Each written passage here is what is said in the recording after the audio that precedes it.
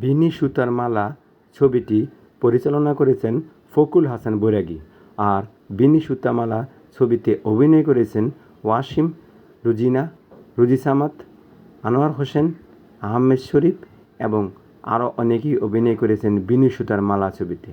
বিনি সুতার মালার ছবির গল্পের শুরুতে দেখা যায় মধু অর্থাৎ ওয়াসিম এবং তার ভাবি এবং ভাই থাকে আনোয়ার হোসেন এবং রুজি সামাদ। তাদের সংসার ভালোই চলতেছে এবং হাসিখুশিভাবে চলতেছে। তারা একটি কাজ করে, তারা হলো পালকি দিয়ে নতুন কনেকে নিয়ে যায় তারা, এবং পালকিওয়ালা তারা। কিন্তু এদিকে মধু অর্থাৎ ওয়াসিম ভালোবাসে এক উঁচু জাতের মেয়ে রেনুকে অর্থাৎ রুজিনাকে। কিন্তু তাদের ভালোবাসা যখন এক পর্যায়ে গভীর পর্যায়ে চলে যায়, তখন একদিন মধু অর্থাৎ ওয়াসিম বলে, শোন রেনু, আমি তোকে অনেক ভালোবাসি, আমার প্রাণের চেয়ে অনেক বেশি ভালোবাসি, কিন্তু তুইও আমাকে ভালোবাসিস। রেনু বলে, অবশ্যই আমি তোমাকে ভালোবাসি।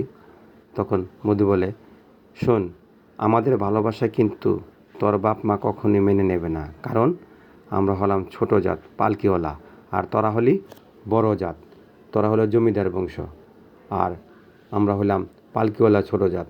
আমাদের ভালোবাসা কিন্তু কখনই মেনে নেবে না। তখন রুজিনা বলে, মেনে নেক বা না নেক সেটা তোমার এ নিয়ে চিন্তা ভাবনা করতে হবে না। আমি তোমাকে ভালোবেসেছি, তুমি ছোট জাত আমি বড় জাত, সেই বিবেচনা করে কিন্তু তোমাকে আমি ভালোবাসি নেই। কারণ তোমাকে আমি ভালোবাসি যে মন দিয়ে। কে ছোট জাত কে বড় জাত সেই হিসাব করে তো ভালোবাসা হয় না। ভালোবাসা হলো বিধাতার দান, আর সেই বিধাতাই আমাদের ভালোবাসা সৃষ্টি করেছে। তবে মধু, একটা কথা শুনে রাখো, তোমাকে যদি আমি আপন করে না পাই তাহলে এই জীবন আমি রাখবো না। তখন মধু অর্থাৎ ওয়াসিম বলে, রেনু, তুই আমাকে এতটুকু ভালোবাসিস? তবে এই মুহূর্তে দেখা যায় তারা দুজন দুজনকে জড়িয়ে ধরে, আর সেই দৃশ্যটা আবার এক গ্রামের কুটনি দেখে ফেলে। কুটনি দেখে ফেলার পর কুটনি বলে, তোদের ভালোবাসা প্রেম প্রীতি ডলাডলি দেখাইতাছি, বুঝাইতাছি, আমি হইলাম এই এলাকার কুটনি বুড়ি, আমার চোখ আড়াল দিয়ে কেউ কিছু করতে পারে না। রেনু, মধু, তোদের ভালোবাসা ডলাডলি গ্রামে নাচানাচি, তোরা ওদিনকে আমাকে নদীতে চুবাইছিলি, অনেকভাবে তোরা আমাকে অপমান করেছিলি, এই অপমানের বদলা আমি নেব। এখনই যেতেছি রেনুর মার কাছে, রেনুর মার কাছে গিয়েই আমি নালিশ করব রেনুর বিরুদ্ধে। তখন সেই মুহূর্তে তারা ওয়াসিম অর্থাৎ মধু বলে, আচ্ছা, অনেক রাত হয়ে গেছে, এখন তুই চলে যা, কালকে নদীর ঘাটে দেখা হবে। তখন এর পরের দিন সকাল হয়, নদীর ঘাটে রেনু ঠিকই যায় নদীতে গোসল করতে, আর মধু অর্থাৎ ওয়াসিম সেই পানিতে ডুব দিয়ে দিয়ে রেনুর সাথে দেখা করে।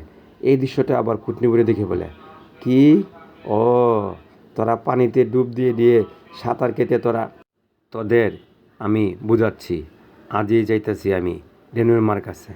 তখন কুটনিপুরে চলে যায় রেনুর মার কাছে। রেনুর মাকে গিয়ে বলে, শোনো আপামনি, তোমাকে একটা কথা বলি, রেনু কিন্তু ওই জায়গায় পালকিওয়ালা আছে না, ছোটো জাত, মধুর সাথে কিন্তু গ্রামগঞ্জে কিন্তু ডলাডলি করে, আমি নিজ চোখে দেখেছি। তখন রেনুমা বলে, কি, এত বড় স্পর্ধা ওই পালকিওয়ালা জাতের, ছোট জাতের আমার মেয়ের সাথে প্রেম ভালোবাসা করতেছে, ডলাডলি করে? আজ আসুক রেনু, একটা হ্যাস্তনা তো করবই। তখন কুটনিপুর বলে, আমি যেই কথাটা তোমাকে বলেছি তুমি কিন্তু কখনই বলবে না। শোনো আপা, বলবে না কিন্তু, তোমরা কিন্তু উঁচু জাত, আর ওরা হলো পালকিওয়ালা, তারা কিন্তু নিচু জাত। তুমি কিন্তু কখনই এই কথাটা বলবে না মুখ খুলে যে আমি কথাটা বলেছি, তাহলে কিন্তু মধু তার দলফল নিয়ে কিন্তু আমাকে কিন্তু অনেক মারবে, এবং একদিন আমাকে অনেক আঘাত করেছিল, মিথ্যা কথা বলে আমাকে পুকুরে ফেলে দিয়েছিল, আবার কিন্তু আমাকে ওরা মারবে। তো রেনুমা বলে, না, আমি কখনই বলবো না, আমি আজই যাব ওই পালকিওয়ালার কাছে, পালকিওয়ালাদের গিয়ে আমি বলবো যে তোদের এত বড় সাহস, আমার মেয়ের পিছনে লাগিয়ে দিয়েছিস। তখন রেনুর মা চলে যায় রুজি সামাদ আনোয়ার হোসেনের কাছে, কারণ মধুর ভাই ভাবি হলো রুজি সামাদ এবং আনোয়ার হোসেন। তো রেনুর মা গিয়ে বলে, এই পালকিওয়ালারা, তোর হলে ছোটো জাত, আর তোর হলে সবচেয়ে বড় নিচু জাত, তোর দেবর এবং তোর ভাইয়ের এত বড় স্পর্ধা, এত বড় সাহস কীভাবে হয় যে আমার মেয়ের সাথে প্রেম করে, আমার মেয়ের সাথে রাস্তায় হেলে ডুলে নাচা গানা করে? তখন রুজি সামাদ বলে, আপা, আপনি হয়তো বা ভুল করতেছেন। কয়, না আমি ভুল করতেছি না, তোদের একটা কথা তোদের বলে দিয়ে যাচ্ছি, তোর দেবরকে তুই বুঝাবি, আর যদি আমার মেয়ের দিকে চোখ তুলে তাকায়, আর যদি আমার মেয়ের সাথে প্রেম ভালোবাসা করার চিন্তা ভাবনা করে, তাহলে কিন্তু আমি তোদেরকে ছোটো দাঁত বলেও ক্ষমা করব না। কারণ আমার বংশের কথা তো তোরা জানিস, আমি ইচ্ছা করলে তোদেরকে এখনই আমি আমার লাঠিয়াল বাহিনী দিয়ে তোদেরকে আমি মেরে ফেলতে পারি। তখন আনোয়ার হোসেন বলে, তা আপনি পারেন বটে, কিন্তু আমার ভাই যদি এরকম করে থাকে তাহলে আমার ভাইয়ের বিচার আমি করব এবং আমরা বিচার করব। আপনি করার কি? আপনারা বড় জাত বলে কি আমাদের যা খুশি তাই করবেন, এটা আমরা মেনে নেব? অসম্ভব, কখনো মেনে নেব না। তখন রেনুর মা বলে, তোমরা মেনে নাও আর না নাও সেটা তোমাদের ব্যাপার, কিন্তু আর যদি আমার মেয়ে রেনুর দিকে তাকায় তাহলে কিন্তু এর পরিণতি ভালো হবে না।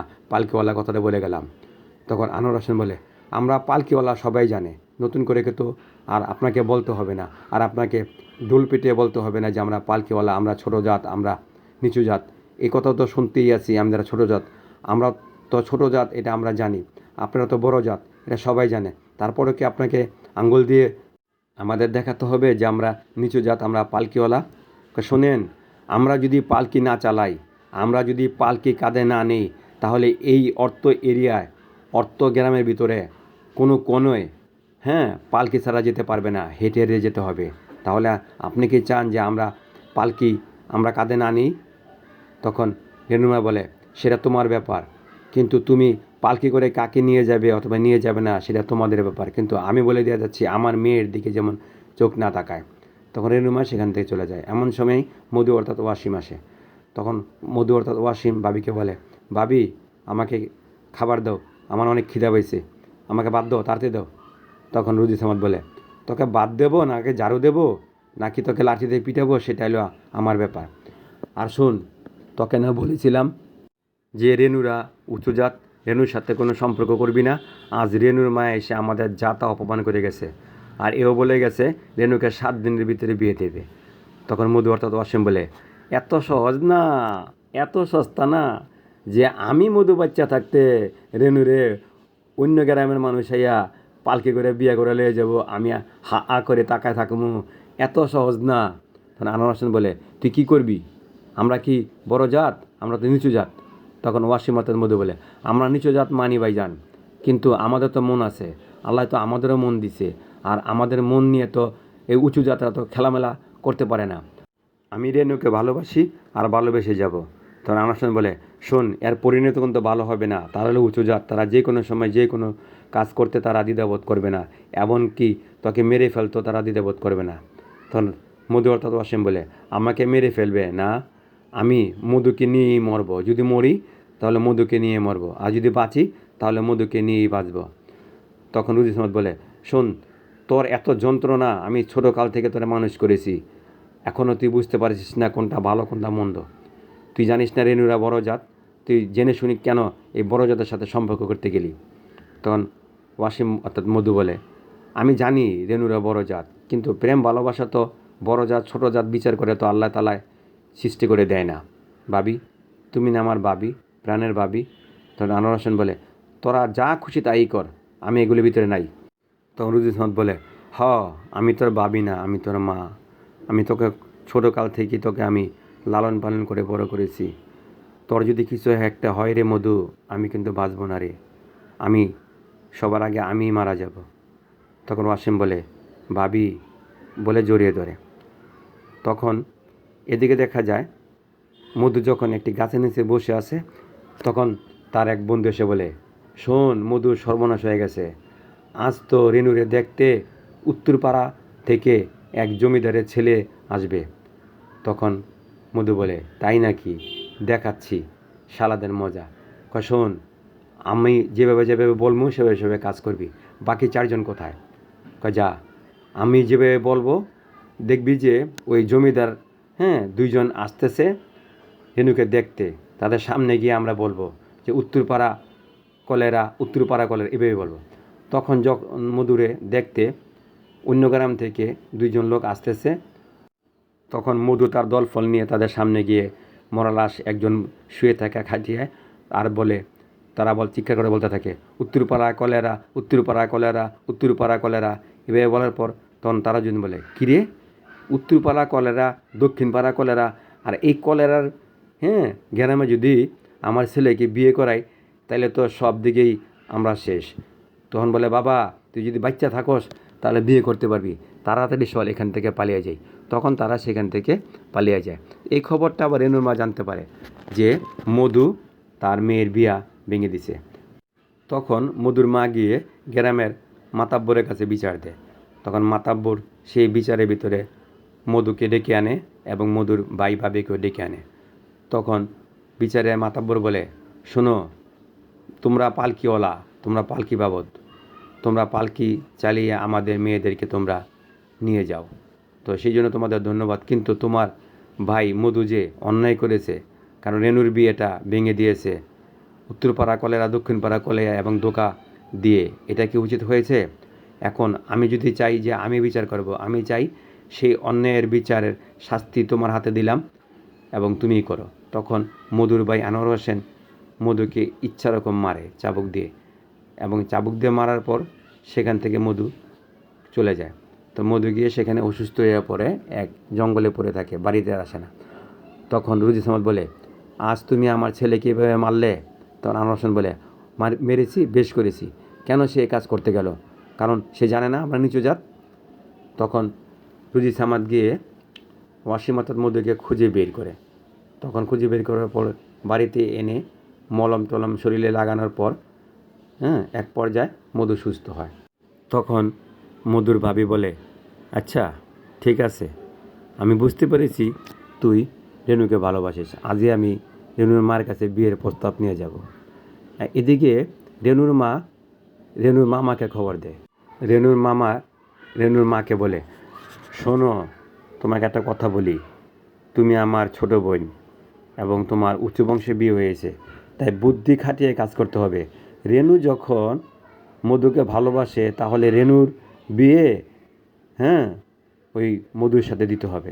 তো রেনু এই কথাটা শুনে তখন রেনুর মা বলে, তুমি কি বলতেছো ভাইজান, আবল তাবল, কারে বোকা।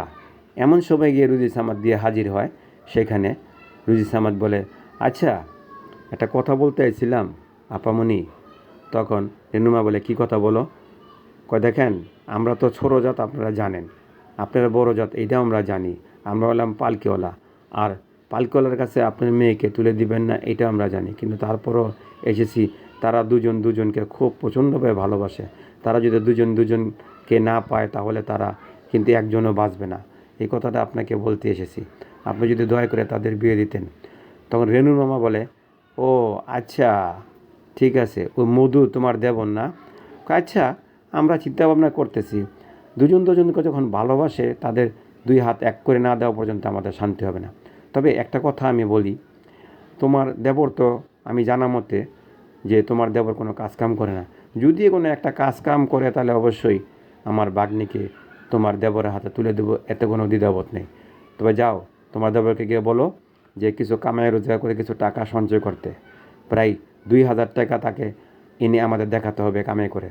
যদি আনতে পারে তাহলে অবশ্যই আমি থেকে রেনুকে তোমার দেবরের হাতে তুলে দেবো।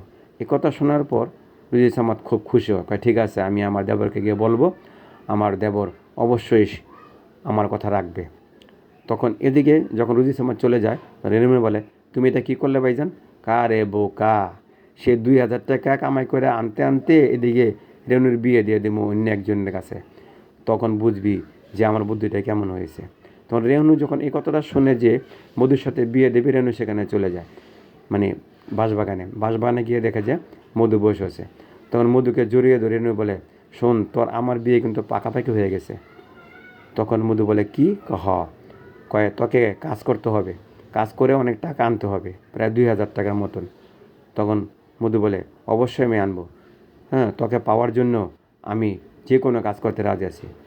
মধু আমি তোকে ভালোবাসি। রেনু বলে, আমিও তোমাকে ভালোবাসি। তখন দুজনকে জড়িয়ে ধরবে।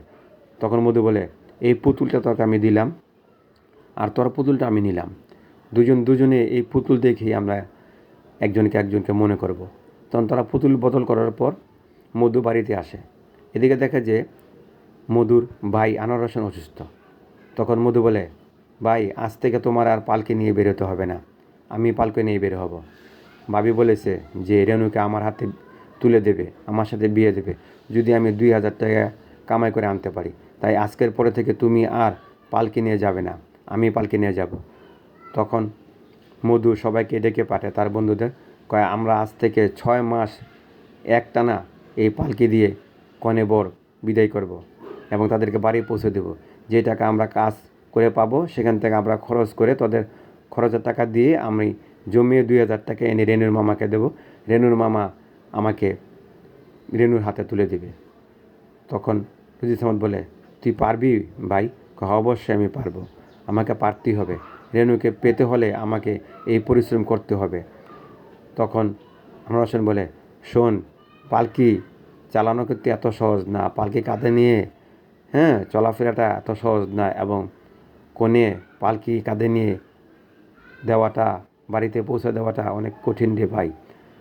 ভাইজান, তোমাদের আশীর্বাদ আমার কাছে আছে এবং তোমরা আমাকে আশীর্বাদ করো, দোয়া করো, আমি অবশ্যই আমার মনের আশা পূর্ণ করতে পারবো। আর রেনুকে আমি অবশ্যই তোমার বাড়ির ঘরের বউ করে এনে দিতে পারবো, সেই দোয়াটুকু করো। তখন রুজি সামাদ বলে, বাইরে অবশ্যই দোয়া করি, অবশ্যই তুই তোর আশা পূর্ণ হবে সেই দোয়াই করি। তবে নিজের শরীরের দিকে খেয়াল রাখিস, যত্ন রাখিস, ঠিকমতো খাওয়া দাওয়া করিস। শুধু টাকার পেছনে ছুটলে কিন্তু, অসুস্থ হয়ে পড়লে কিন্তু তুই রেনুকেও পাবি না আর আমি মধু পাবো না। তখন মধু বলে, অর্থাৎ ওয়াসিম বলে, ভাবি তুমি এই নিয়ে কোনো চিন্তা ভাবনা করো না, উপরওয়ালায় অবশ্যই আমাকে সুস্থ রাখবে আর সেই দোয়া করো। তখন ভাই ভাবিকে জড়িয়ে ধরে কাঁধে পালকি নিয়ে তারা রওনা দেয়।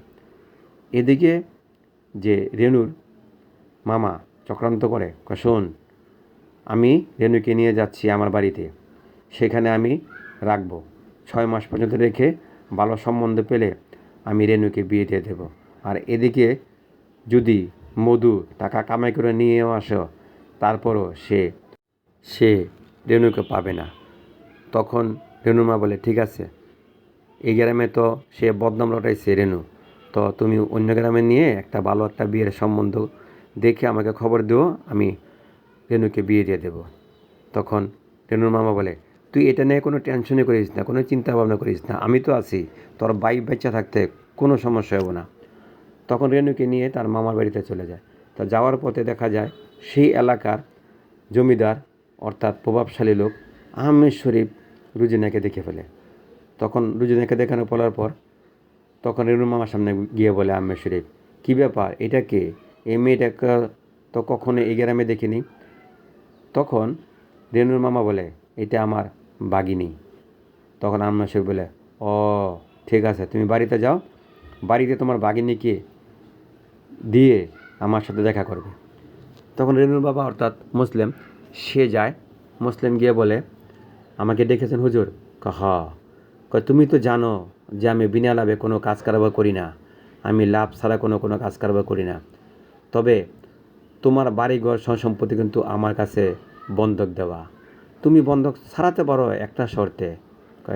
তখন রেনুর মামা তো মুসলিম বলে, কিসের শর্ত? যদি তোমার বাগ্নিকে আমার সাথে বিয়ে দাও, তাহলে তোমার বাড়িঘরের সমস্ত দলিল আমি ফেরত দিয়ে দেবো এবং টাকা পয়সা আমি চাইব না। তখন এদিকে রেনুর মামা তা মুসলিম তার রেনুর মামির সাথে এসে বুঝা পরামর্শ করে। তখন রেনুর মামি বলে, এই কাজটা করা ঠিক হবে না। চুপ করো, কোন কাজটা করে ঠিক হবে, কোন কাজটা করা ঠিক হবে না সেটা তোমার কাছ থেকে জানতে হবে না।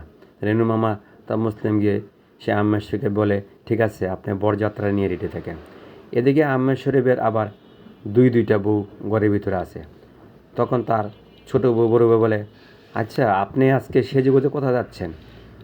তখন আহমেদ শরীফ বলে, 3 নম্বর বউকে আনতে যাচ্ছি। ও তাই, 3 নম্বর বউ আনবেন? মানে মেজো বউ আহমেদ শরীফের পক্ষে থাকে, কিন্তু বড় বউ পক্ষে থাকে না। তা তো আনবেনই, কারণ আপনার তো এখন বয়স দিন দিন বাড়তেছে না কমতেছে। তখন আহমেদ শরীফ বলে, চুপ করো, কোনো কথা বলবে না বড় বউ, তুমি কিন্তু বেশি কথা বলো, আর বেশি কথা কিন্তু আমি পছন্দ করি না, আর আমার পছন্দের উপরে কিন্তু কোনো কথা বলবে না। আশা করি কথাটা মনে থাকবে, আমি যে কাজটা করি ভালোর জন্য করি। আমি যাচ্ছি, তোমরা এদিকে নতুন বউকে বরণ করার জন্য তৈরি থাকো এবং যা কিছু নিয়মকানুন আছে সেইটা প্রস্তুত করো। আমি নতুন বউ নিয়ে আসতেছি, কচি ডাঙর বউ এবং দেখতে খুব সুন্দর, আমার নজরটা কাড়িয়া নিছে। তখন আম্মের শরীফ চলে যায় তার এক চালিকি নিয়ে, তখন সেখানে যায়। এদিকে রেনুকে বলে, রেনু মামা যে একটু সেজে গুজে থাক, আমরা আজকে বেড়াতে যাব। রেনু সেজে গুজে থাকে, এমন সময় যে যায় কাজী সাহেব আসে। কাজী সাহেব আসার পরে রেনু মামা বলে, আজকে তোর বিয়ে, কারণ তোকে বিয়ে দেব। তো রেনে বিয়ের কথা শোনার পর সে অজ্ঞান হয়ে পড়ে। সেই মুহূর্তেই উল্টাপাল্টা করে কবুল বলে আরেকটা মেয়ে কবুল পড়ার পর বিয়ে তো হয়ে যায়। এখন কনেকে বরের বাড়িতে নিয়ে যাবে কি, পালকি কোথা পাবে? এদিকে পালকিওয়ালাদের খোঁজে রেনুর মামা চলে যায় সেখানে। রেনু মামা বলে, এমন সময় দেখতে যায় যে মধু এবং তার দলফল নিয়ে আসতেছে। তো রেনু মামা বলে, যা, আমি গেলে আমাকে চিনে ফেলবে, তোরা গিয়ে পালকিওয়ালাকে ডেকে আন। তখন পালকিওয়ালারা বলে, আমরা তো কোনেই তো পালকি নিয়ে যাই। তখন রেনুর মামার সামনে যায় না। তখন মধু বলে, ওই অনেক দূরে যেতে হবে তো, তা আমাদের টাকাটা বাড়িয়ে দিতে হবে। তখন তারা রাজি হয়। তখন রেনুকে ওই পালকিতে চড়ায়। তো পালকিতে চড়ার পর মধু সেই পালকি করে রেনুকে নিয়ে যায় আম্মেশ্বরের বাড়িতে। যখন নিয়ে যায় তখন রেনু সেখানে অজ্ঞান হয়ে পড়ে থাকে। অজ্ঞান হয়ে পড়ে থাকার পর রেনু যখন পালকি নিয়ে চলে আসবে, পালকির ভিতরে রাখা একটা পুতুল, সেই পুতুলটা চিনতে পারে। মধু বলে, এই পুতুলটা আমার চেনা চেনা লাগতেছে। তখন মধু সেই মুহূর্তেই আবারও পালকি নিয়ে নিজ বাড়িতে আসে। তখন মধু এসে তার ভাবিকে বলে, ভাবি একটা কথা বলো তো। তখন ভাবি বলে, কী কথা? রেনু কোথায়? রেনু তো তার মামার বাড়িতে গেছে। মামার বাড়িতে গেছে কোথায়? অনেক দূরে, আমি চিনি না। তখন মধু চলে যায় রেনুর মার কাছে। রেনু মাকে গিয়ে বলে, রেনু কোথায়? আর মামার বাড়িতে গেছে। কোন এলাকা? সেই এলাকায় গিয়ে সেখানে খুঁজে বের করে তার মামাকে ধরে। তার মামাকে ধরার পর মারে, ইচ্ছা মতো মারার পর তার মামা বলে, এত জমিদার আম্মের সাহেবের কাছে সাথে বিয়ে দিয়ে দিয়েছি। এত বড় সর্বনাশ আপনি করলেন, এত বড় বিশ্বাসঘাতকতা করলেন। আমাকে বলেছিলেন যে আমি 2000 টাকা এনে আনলে আমার সাথে আপনি রেনুর বিয়ে দিবেন, কিন্তু আপনি বিশ্বাসঘাতকতা করেছেন, আপনি বেমানি করেছেন। এর ফল একদিন না একদিন পাবেন। আর রেনুকে যেই জমিদারে বিয়ে করে নিয়ে থাকুক না কেন, আমি রেনুকে সেখান থেকে উদ্ধার করবই। তখন মধু চলে যায় আম্মের শরীফের বাড়িতে। সে আম্মের শরীফের বাড়িতে গিয়ে সে লুকিয়ে থাকে। এক সময় আম্মের শরীফ বড় বউ মধুকে দেখতে পায়। এখন মধুকে দেখার পর তোর আম্মের শরীফ বড় বউ বলে, আচ্ছা তুমি না পালকিওয়ালা, তুমি এই বাড়িতে কেন? তখন মধু বলে, এই বাড়িতে তো আমার সব, এই বাড়িতে আমার ভালোবাসা, এই বাড়িতে আমার ভালোবাসার মানুষটা, এই মানুষটাকেই আপনার স্বামী বিয়ে করে এনেছে, কারণ আমি ওকে অনেক প্রচণ্ডভাবে ভালোবাসি, একা ছাড়া বাঁচব না। তখন আম্মের সবাই বড় বউ বলে, তুমি এই কথা বলো না, যদি এই কথা যদি আমার স্বামী শুনতে পায় তাহলে তোমাকে মেরে ফেলবে। তা আমার অনেক খিদা পেয়েছে, আমাকে কড়া খাবার দিবেন। তখন যখন খাবার দেয় মধুকে আম্মের সবাই বড় বউ, তখন রুজিনায় সে খাবারটা নিয়ে যায়। তখন রুজিনাকে দেখে মধু বলে, তুই এই কাজটা করতে পারলি? তুই আমার সাথে এরকম বেমানি করতে পারলি? মাত্র কয়টা দিন সবরি করতে পারলি না? তখন রুজিনা বলে, তুমি আমাকে ভুল বোঝো না, আমার সাথে চক্রান্ত করা হয়েছে, আমাকে মিথ্যা কথা বলে সাজিয়ে আমাকে বিয়ের কোণে বসিয়েছে, কিন্তু আমি বিয়ে করি নাই। আমি এখনও পবিত্র, আমি এখনও তোমার আমানত, আর তোমার আমানতকে কেউ আমার কাছ থেকে কেড়ে নিতে পারবে না। আমি যদি তোমাকে না পাই তাহলে এই জীবন আমি রাখবো না, কারণ তুমি এটা কথা মনে রাখবে যে তোমার যে আমানত আমি আমার জীবন দিয়ে হলেও রক্ষা করব। আমি তোমাকে এখনও ভালোবাসি, আজীবন ভালোবাসবো, মৃত্যুর পরও তোমাকে ভালোবাসবো। তুমি এতটুকু বিশ্বাস রেখো যে আমার সম্পদ আমার কাছ থেকে কেউ কেড়ে নিতে পারবে না। প্রয়োজনে আমি নিজে আত্মহত্যা করব, কিন্তু তোমার আমানত আমি রক্ষা করতে অবশ্যই পারবো। তুমি এতটুকু বিশ্বাস রাখো। তখন মধু বলে, তুই আমাকে এখনও ভালোবাসিস? হ, আমি তোমাকে নিয়ে যে কোনো সময় পালিয়ে যাব, তো এখান থেকে তুমি চলে যাও। এই কথাটা আবার আম্মের শরীফ শুনে ফেলে। তখন আম্মের শরীফ শুনে ফেলার পর মধুকে সেখানে মারে। তো মায়ের খেয়ে মধু সেখান থেকে চলে যায় জঙ্গলে। তখন এদিকে আম্মের শরীফ রেনুকে অনেকভাবেই নির্যাতন করার চেষ্টা করে, কিন্তু রেনু বলে আমার জীবন থাকতে আপনি আমার কাছে আসতে পারবে না। তো আম্মের শরীফ বলে তুই একদিন না একদিন আমার কাছে বস মানবি, সেদিন কোনো দিন আসবে না আর আপনি পারবেন না। এদিকে তখন আম্মের শরীফ তার লোকদের বলে মধুকে মেরে ফেল, মেরে বস্তায় ভরে নদীতে ফেলে দিবি। তখন দেখা যায় আম্মের শরীফ কথা মতন তার সহকারীরা গিয়ে মধুকে মেরে রক্তাক্ত অবস্থায় বস্তায় ভরে নদীতে ফেলে দেয়। এমন সময় এক দরবেশ লোক দেখতে পারে এই দৃশ্যটা, তখন দরবেশ মধুকে সেখান থেকে তুলে এনে প্রাণ দেয়। তখন মধু চিৎকার করে একটা গান দিতে থাকে। গানের শব্দে এদিকে রেনু তাকে শিকল দিয়ে বেঁধে রাখে। তখন আম্মের শরীফের বড় বউ সেই শিকলের বাঁধন খুলে দেয়, কুঠোর দিয়ে সেই শিকলের বাঁধন খুলে দেওয়ার পর রেনু চলে যায় মধুর কাছে। মধুকে সে জড়িয়ে গিয়ে ধরে।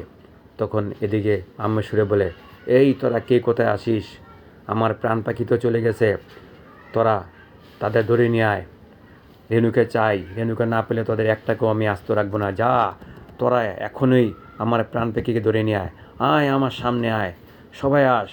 তখন তারা এই মশাল জ্বালিয়ে চতুর্দিক দিয়া তাদের দৌড়ানোর চেষ্টা করে। এদিকে মধু বলে একটা নৌকা আছে, নৌকা চালিয়ে যায়, তারা নৌকা চালাতে থাকে। তখন এদিকে আম্মের শরীফরা আবার বোর্ড দিয়ে আসতে থাকে ইঞ্জিনের মেশিন দিয়ে। তখন রেনু বলে মধু ওরা তো এসে পড়ছে, আমরা এখন কি করব? নৌকা জোরে চালা। তখন আম্মের শরীফ বলে এভাবে পাখি খাঁচায় ধরা দিবে না। তখন আম্মের শরীফ চালি বলে কি করবেন? ওদের নৌকাটা ফুটা করতে হবে। তখন আম্মের শরীফ একটা গুলি নৌকায় করে, তো নৌকাটা ডুবে যাচ্ছে, আরেকটা গুলি করে, তখন দেখা যায় রেনুর বুকে গিয়ে লাগে। তখন মধু বলে রেনু, তো আরেকটা গুলি করে, তখন ওয়াসিমের বুকে গিয়ে বাঁধে। তবে পরপর আরও 2টা গুলি করে। তখন দেখা যায় তারা দুজন জড়িয়ে ধরে সেই নৌকাটা ডুবে যায়। তা আস্তে আস্তে নদীর তলে চলে যায়। তখন আম্মের শরীফ যখন তাদের কাছে যায় তখন আম্মের শরীফ উপরে উঠতে থাকে, আর আম্মের শরীফের বড় বউ পিছন থেকে এসে বড় তরবারি দিয়ে তাকে আঘাত করে। তখন আম্মের শরীফও সেখানে ডলে পড়ে মারা যায়। তখন আম্মের শরীফের বউ বলে আমি তোমার সাথে অন্যায় করেছি, তোমাকে হত্যা করে, তুমি আমাকে মাফ করে দিও। তখন আম্মের শরীফ বলে বউ তুমি আমাকে মাফ করে দিও, আমি অনেক খারাপ লোক ছিলাম, আর খারাপ লোকের পরিণতি মনে হয় এটাই হয়, তোমার হাতে আমার মৃত্যু হলো, আর আমার হাতে তুমি মরতে পারলে না, কিন্তু আমার মেজো বউ তোমাকে মেরেছে, মেজো বউকে তুমি মাফ করে দিও। কারণ মেজো বউ এসে আম্মের শরীফের বড় বউর কাছে ক্ষমা চায়, মাপ চায়। তখন তারা 3জনেই সেখানে মারা যায়। এদিকে রেনু এবং মধুর লাশ খাটিয়ায় তোলে। তখন রেনু বলে রুজি সামাদ চিৎকার করে মধু রে তুই কোথায় গেলি? আমি তোকে বলেছিলাম উঁচু জাতের সাথে প্রেম ভালোবাসা করিস না, কিন্তু আজ দেখ উঁচু জাতের সাথে প্রেম ভালোবাসা করে তোর কী পরিণত হলো। তখন মধুর ভাবি অর্থাৎ রুজি সামাদ গিয়ে রেনুর মাকে বলে এবার খুশি হয়েছেন না? বেশ খুশি হয়েছেন না? দেখছেন তাদের ভালোবাসার পরিণাম কি হয়েছে? এলো বিনি সুতার মালা। আমি বলেছিলাম তারা দুজনকে প্রচণ্ডভাবে ভালোবাসে, একজন একজনকে ছাড়া বাঁচবে না। তারা যে বিনি সুতার মালা তৈরি করেছিল সেটাকে ভাঙতে পেরেছেন? দেখেন তারা মৃত্যুর পরে দুজন কীভাবে হাসতেছে, হ্যাঁ দেখেন, ভালো করে দেখেন। তখন রেনুমা বলে বুবু বড় জাতের অহংকার করে আজ আমি ভুল করেছি, আমার মেয়েকে মৃত্যুবরণ দেখতে হইতেছে, আমাকে তোমরা ক্ষমা করে দাও। তখন মধুর ভাবি বলে রুজি সামাদ বলে এখন এই কথা বলে লাভ হবে কি? তখন তো বলেছিলাম মিথ্যে অহংকার অহমিকা করবেন না। আজ আমি আমার সন্তান হারিয়েছি, আপনার সন্তান আপনি হারিয়েছেন, তো আমরা পেলাম কি? আমরা কিছুই পেলাম না। আমরা পেলাম 2টি লাশ, 2টি জীবন্ত ফুটন্ত ফুল জোরে পড়ে গেল আমাদের শুধু অবহেলার কারণে, আমাদের শুধু অবহেলার কারণে, মায়া মমতার অভাবে, এবং আমাদের অহংকার ছোট জাতের বড় জাতের কারণে আজকে আমরা 2টি ফুলকে হারিয়ে ফেললাম। তখন যখন তাদের খাটিয়ে নিয়ে সবাই গ্রামবাসী চলে যাচ্ছে, এভাবে বিনি সুতার মালা ছবিটা শেষ করে পরিচালক ফকুল হাসান বৈরাগী। তবে পরিচালক ফকুল হাসান বৈরাগী খুব চমৎকার একটি ছবি উপহার দিয়েছিলেন দর্শককে 1981 সালে, বিনি সুতার মালা। ছবিটার গানগুলি অনেক সুন্দর ছিল এবং ছবিটার দর্শক গল্প এবং কাহিনী দেখে মুগ্ধ হয়েছিল। ওয়াসিম রুজিনার জুটি সফল হয়েছিল বিনি সুতার মালার মাধ্যমে। বিনি সুতার মালা ছবিটা চমৎকার একটা গল্প নিয়েই পরিচালক তৈরি করেছিলেন এবং সফল মানে সুপার ডুপার বাম্পার, এবং এর চেয়ে আর কিছু বলা যায় না, এমনভাবে সফলতা পেয়েছিল পরিচালক ফখরুল হাসান বৈরাগী। প্রিয় ভাই বোনেরা, আমার এই গল্প বলা যদি সঠিক বা ভুলও হতে পারে আংশিক, তবে যদি আপনাদের কাছে ভালো লেগে থাকে তবে আমার চ্যানেলটাকে অবশ্যই আপনারা সাবস্ক্রাইব করবেন পরবর্তী ছবির গল্প শোনার জন্য। আমি শুধু আপনাদের গল্প বলতে পারবো, যেই ছবির আপনারা গল্প বলতে চান অথবা শুনতে চান সেই ছবির আমি গল্প আপনাদের শোনাতে পারবো। তবে আপনারা আমার চ্যানেলটাকে সাবস্ক্রাইব করবেন, আমার ভিডিওগুলি আপনারা দেখবেন। ভুল ত্রুটি হলে আপনারা ক্ষমা করে দেবেন।